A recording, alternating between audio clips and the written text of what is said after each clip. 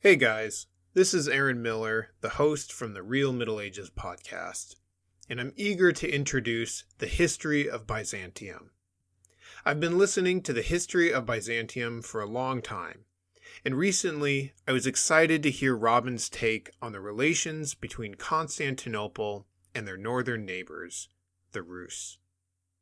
I was excited because I just finished my first full series called The Origins of the Roose, where I cover the early Roose from the mysterious arrival of Rurik to the life and death of Vladimir the Great. If you love the court intrigue and grand personas of Byzantine history and want to hear the other side of the historical narrative, then come on over and listen to the stories of revenge, lust, assassination, and epic battles as I take a look at the princes of the Eastern riverways and dissect their culture, religion, and society.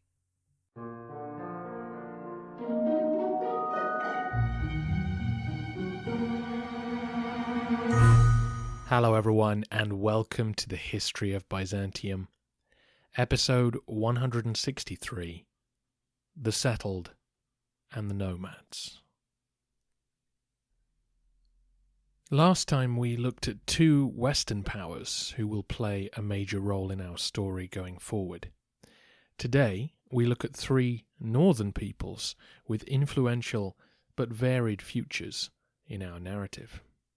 Again, there are some vital points to take in about each, and living side by side as they did, their stories are interconnected. You probably remember most of this, but just in case, the Magyars and the Pechenegs both originated on the steppe land that runs north of the Danube all the way to Mongolia. They practiced the same way of life that the Huns, Avars, Bulgars, and others have over the centuries. They lived off their herds, trading with and raiding the settled populations who lived alongside them. Like most nomads during this period, the Pechenegs spoke a Turkic language. The Magyars were different. They spoke a Finno-Ugric language, the language of the settled people who lived in the northern forests of what is now Russia. The Magyars seem to have been less numerous and less fearsome than the Pechenegs, because at the end of our last century we saw them flee the steppes, cross the Carpathian Mountains, and descend onto the soon-to-be-called Hungarian plain. This pocket of grassland was protected from the nomads to the east and allowed easy access to Italy, Germany, and across the Danube into Bulgaria. During the past few episodes, I've made numerous references to Magyar raids in Western Europe. For the first half of the 10th century, their warbands stretched out far across Italy, France, and even Spain, sacking and plundering. Putting a stop to these invasions is what gave the kings of East Francia the confidence to claim the title Roman Emperor. From the Magyar perspective, though, the story of this century is not about their raids slowly winding down, but of a state being formed that would turn into the Kingdom of Hungary. When the Magyars first arrived, they had to make an accommodation with the people already living on the plain. These were largely Slavic speakers, and over the decades they were rolled into the Magyar tribal structure. Very successfully, it should be said. As you know, the Bulgars had abandoned their own language to accommodate the mass of Slavs in the Balkans, but the Magyar tongue would become the Hungarian language, and the local Slavic speakers adapted to them. The raids on Western Europe were written about at the time as the typical savagery of barbarians. However, a closer reading of the evidence shows that most Magyar activity was taken with the aim of securing the stability of their new state. Their early attacks were directed against their western neighbours, the Moravians, whose state they destroyed to ensure no western invasion would easily reach them. Then, many of their raids that were made on Frankish targets were directed by fellow Franks. The Magyars were regularly hired to attack the enemies of a western baron, or paid protection money to go elsewhere. An example of this is that a couple of raids on Byzantium in the middle of the century were a result of the Bulgarians paying them not to raid their land. The Magyars also struck peace deals with different regions during the 10th century and kept them. The nomad lifestyle demanded regular trading or raiding so that chieftains could reward their subordinates and maintain their position. But this was usually directed with a purpose, and if the necessary goods could be acquired peacefully, the warriors went home. In order to protect themselves from their enemies, the Magyars erected huge earthworks, as the Bulgars had done, to mark their territory. They also depopulated certain areas to deny their rivals supplies should they try and cross those patches. The great German victory at the Battle of Lechfeld in 955 was a signal that the Magyar lifestyle needed to change. They'd successfully united a powerful enemy against them, and couldn't afford to provoke them on such a scale regularly. Over the next few decades, this meant a shift toward a more settled society. Money from regular trade and farming had to be generated to support the elite. This process is not our prime concern. What is the Magyar conversion to Christianity. Just as the Bulgarians and the Rus had concluded, conversion was the safest way to persuade the existing powers to accept you as a legitimate state. During the Bulgarian Wars, Basil II encouraged the conversion of local Magyar chieftains, and some success was achieved in that direction. But conversion of the state was never Byzantine policy. Once the war was won, no concerted effort was made to secure souls north of the Danube. So when the Magyar elite decided to officially convert, they looked to Rome and not Constantinople. In many ways this was a practical decision. The defeat on the Lechfeld had come at the hands of the East Franks. To adopt their religious practice was a sensible precaution to prevent further conflict. But in the absence of serious pressure from Constantinople, this decision was made even easier. Around the turn of the year 1000, Grand Prince Vašk became Stephen, the first king of Hungary. A Western script would later be adopted, giving us this transliteration of Magyar. It will take another century or so for the Hungarians to be fully culturally Christian and indeed fully united under the control of the state. During our narrative, Magyar warbands will still raid Roman territory from time to time, and in turn, Byzantine clerics will continue to spread the faith amongst those living north of the Danube. But we know that they won't have a lasting influence. Ever since Mike Duncan first referred to the future Hungarian plain, the hints have been coming that this was going to be the end of movement along the northwest Danube. The Christianization of Europe is spreading east and bringing with it a permanence of identity and homeland. Hungary won't play a direct role in our narrative for a little while, and it's interesting to consider that for Byzantium, the more significant event may have been the initial arrival of the Magyars on the plain back in the 890s. Remember that it was around that time that Bulgaria converted to Christianity and the new Slavonic alphabet was being spread for people to read the Gospels and liturgy in their own language. If the Magyars had not crossed the Carpathians, then there was a chance that this new Slavonic literacy might have spread north. You may recall that Cyril and Methodius were actually commissioned by the rulers of Moravia to translate the holy texts, not the Bulgarians. And although they were ejected, their work survived there until the Magyars destroyed the Moravian state. Had it survived, perhaps the future Czechs and Slovaks, or even the Poles and other northern Slavs, would have received the Byzantine translated word. It's just possible that the availability of the Christian religion in a more familiar form could have led to more nations looking to Constantinople rather than Rome for their spiritual leadership.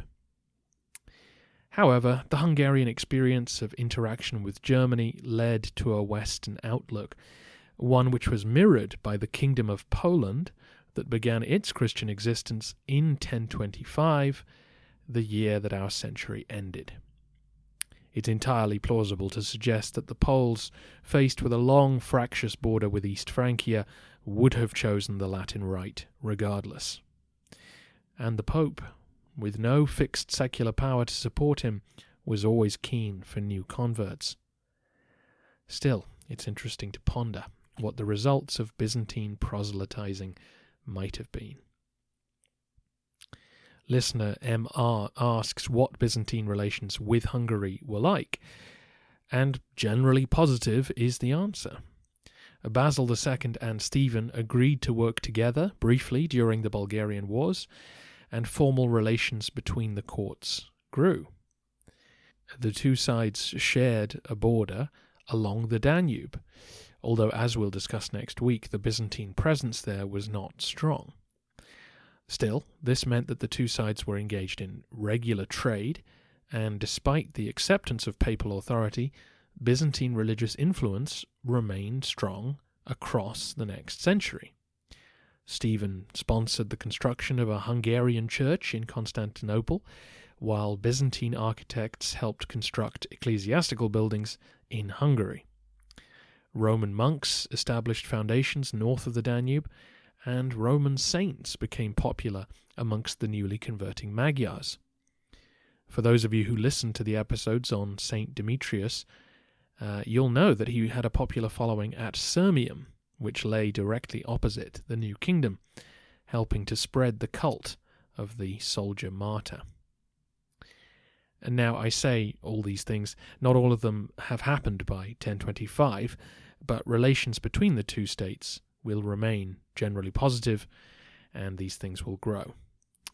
The Hungarians were one of the few neighbours the Byzantines had who didn't have obvious desires on their territory, and we will see this relationship grow over the next century and a half.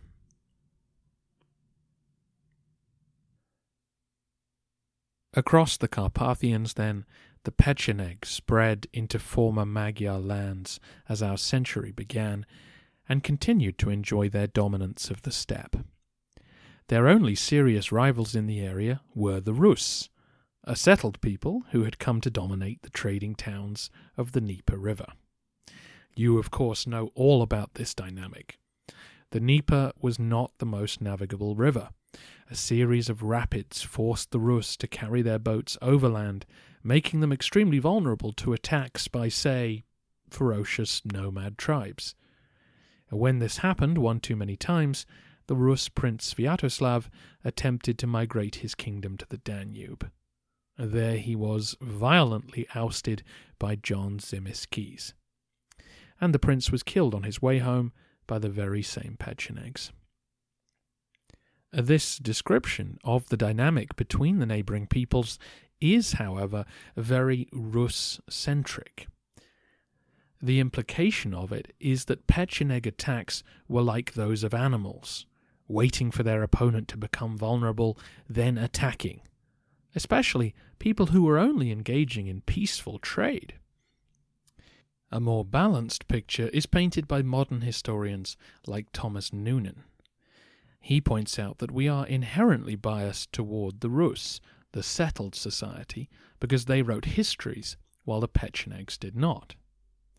So the picture we get is of the Rus living in cities like civilized people, while the Pechenegs would swoop down on innocent civilians and rape and enslave.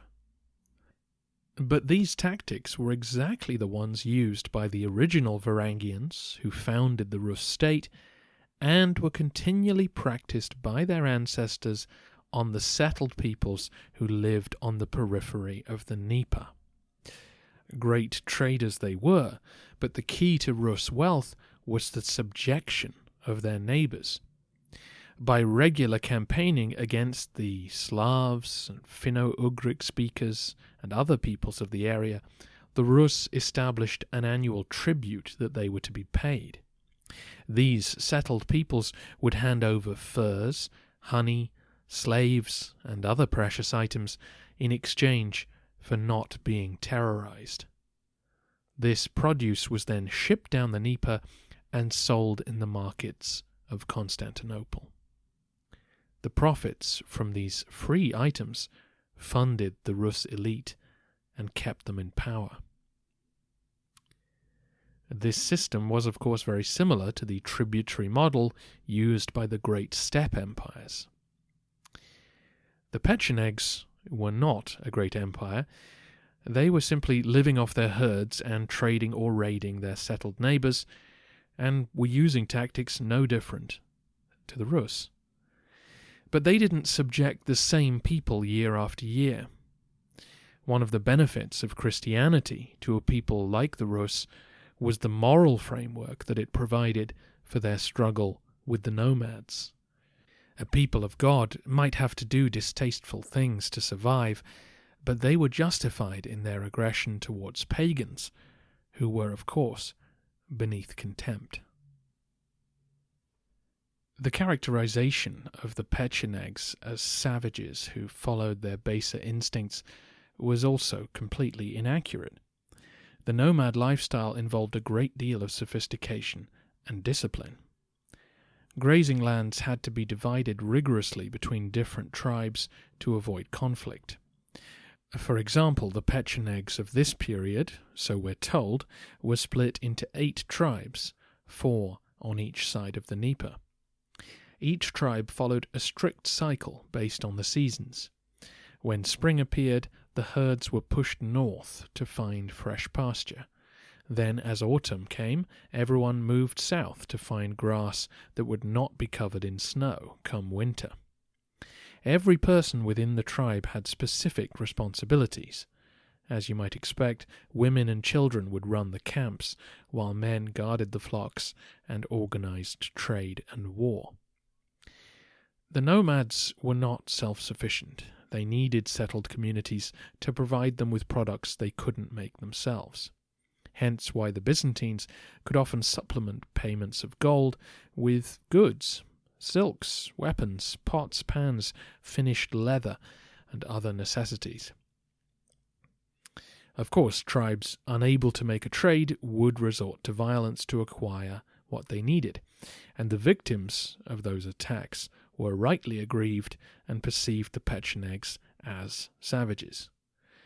But where trade or tribute was agreed, the relationship could be peaceful, and the nomads were often paid to attack the enemies of the settled people, just as we saw with the Magyars.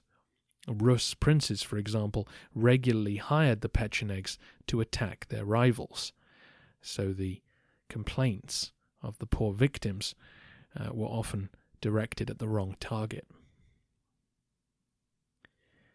This complicated relationship is how the Rus and Pechenegs lived side by side for most of the 10th and early 11th centuries. Pecheneg history is unknown to us, so I can only conclude by pointing out the dangers to come. The Byzantines had spent over a century now paying the Pechenegs off and making sure they had access to the markets of the Danube or Cherson. This kept the tribes happy and on their side of the river. But should movement further east on the steppe from the mass of Turkic-speaking tribes take place, then the Pechenegs might be pushed west and seek, as so many had done before, accommodation on either the Hungarian plain or in the Balkans. And now one of those locations is occupied by an organized Christian kingdom. The other is only just recovering from a very long war. Yes, I'm afraid next century the Pechenegs will be forced across the Danube and reopen a Byzantine wound which Basil II had only just sutured shut. As for the Rus, you know that they converted to Christianity under Prince Vladimir back in 988. This opened the way for the Byzantines to recruit Scandinavian and Rus mercenaries into their armed forces and re-secured Rus trading rights at Constantinople. But what happened after Vladimir's death gives us a glimpse into the future disintegration of the Rus state. The weakness of the Rus state was that it was based on a series of river trading towns. As we've seen throughout the podcast, seaborne attacks are hard things to pull off, so it was relatively easy for one town to shut its gates and reject the authority of the ruling city, Kiev. This was exacerbated by the failure of Vladimir and others to establish a clear line of succession. Rather like the Carolingian system, brothers and uncles could step in to inherit the throne, a recipe for repeated civil wars. Sure enough, murderous conflict between Vladimir's sons continued for 5 years after his death. Control was then divided between two sons before Yaroslav the Wise was able to reunite the state in 1036. Some 21 years after his father's death. Yaroslav ruled for another 2 decades, and he did lots to cement Byzantine Orthodox culture into Rus society, including hiring Byzantine architects to construct an Hagia Sophia and Hagia Irene in Kiev. You can see what the Hagia Sophia looks like on the website. But Yaroslav was as lucky as he was wise. Rival males had all died off or been killed, allowing him the authority to reunite the state. But he didn't change the rules surrounding inheritance. He counseled his own sons not to turn on one another after his death, but they did. The fractured nature of Rus leadership and geography would eventually lead to a permanent division of the trading towns in the 12th century. Back in 1025, though, despite its political divisions, the Rus state remained both Byzantium's most important military ally and still its greatest threat. Constantinople's sea walls were its most vulnerable spot, and the Rus were the only other serious naval power in the region. That ends our tour of Byzantium's western and northern neighbours, well, at least those living north or west of the Danube. Next time, we head into the Balkans to talk in detail about Basil II's conquest. What did that really mean? How many Byzantine troops were on the ground, and how did Byzantine and Bulgarians view one another? If you'd like some more quality history podcasting in the meantime, then check out the Real Middle Ages podcast. You heard Aaron introduce the show today, and yes, he began his excellent series with the Rus. So if you'd like to learn more about their history and their perspective on Byzantium, then the Real Middle Ages could be for you. Or, if you subscribe now, you can hear more about Aaron's second topic, the Normans. Excellent synergy with our end-of-the-century tour. Go to therealmiddleages.com or search for it in any podcasting app. Finally today, my Istanbul Kickstarter is live, and there's been lots of support already, which is great. Thank you so much to all of you. But I want to speak to those who skipped the last episode or thought, I'll check it out in a couple of weeks, or have already forgotten about it. Please check it out. Even if you have zero interest in Istanbul, you still might want some of the rewards, including bonus podcasts. I'm going to create 3 new episodes based on the House of War episode 89. That was the episode where I told a fictional story about you, a fictional Roman soldier on the Eastern Front, and what it was like to deal with Arab raids. I think these 3 episodes will be fantastic because there'll be a combination of the drama that fiction can provide with all the details that the literature and archaeology and the coin finds can tell us about how people lived and survived when every summer they would look at the horizon and know that the enemy might be coming to drag them off into slavery. Please consider checking it out.